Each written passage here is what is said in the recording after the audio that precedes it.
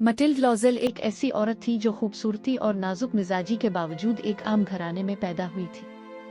कुदरत ने इसे हुसैन सूरत बख्शी थी, मगर किस्मत ने इसे दौलतमंद और मुअज़्ज़ज़ खानदान में नहीं पैदा किया।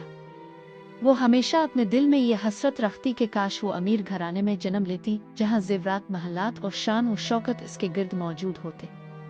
वो अपने सादा से शौहर मसियर लॉज़ेल के साथ जिंदगी गुजार रही थी, जो एक मामूली मुलाजिम था। इसका शौहर सीधा सादा और कनात पसंद था, मगर मटिल्ड हमेशा अपनी जिंदगी को हकीर समझती। इसके ख्वाबों में सिर्फ रक्स गाहों की रोशनियां, कीमती कपड़ों की झलक और चमकते दमकते जेवरात ही बसते थे। एक शाम मसियर लॉज़ेल खुशी खुशी घर आया। उसके हाथ में एक कार्ड था और उसने कहा, देखो, हमें वजारत के एक शानदार अशाई में बुलाया गया है। ये एक बड़ी इज्जत की बात है। लेकिन ये सुनकर मटिल्ड के चेहरे पर उदासी छा गई।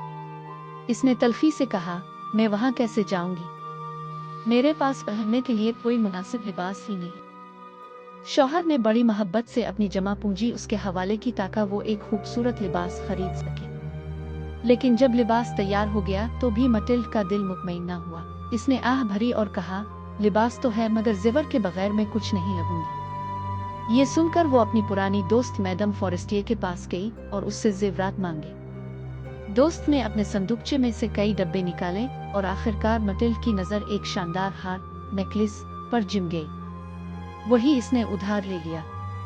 पार्टी की रात मटिल्ड ऐसी चमक रही थी जैसे किसी महफिल में चांद निकल आया। सब लोग उसकी तारीफ कर रहे थे।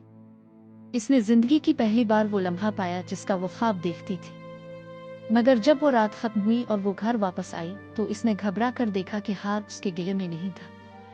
वो गुम हो चुका था। ये कहानी दिखाती है कि दिखावा और ख्वाहिशात किस तरह इंसान को तबाही के रास्ते पर डाल देती है।